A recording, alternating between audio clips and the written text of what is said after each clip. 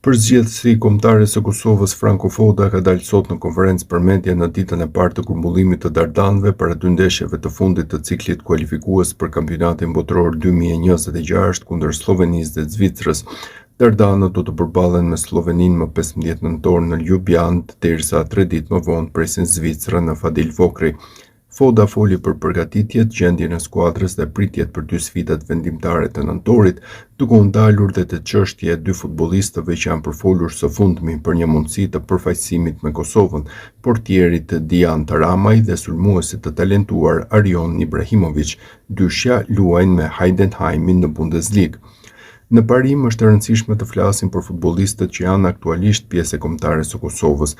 Megjithatë, për t'ju përgjigjur pyetjes suaj, po, kemi pasur kontakt me Ramajn dhe Ibrahimovicin, u shpreh Foda. Ibrahimovic tani është ftuar nga Gjermania U21, por kjo nuk përjashton mundësinë që në të ardhmen të luajë për Kosovën pasi jemi në komunikim. Për momentin duhet të përqendrohemi te futbollistët që janë këtu dhe tek këto dy ndeshje që na presin, të cilat janë shumë të rëndësishme.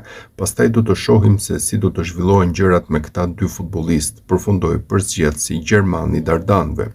Kosova futet në dy ndeshjet e fundit me 7 pikë në vendin e dytë, ku kërkon minimalisht play-offin e botrorit.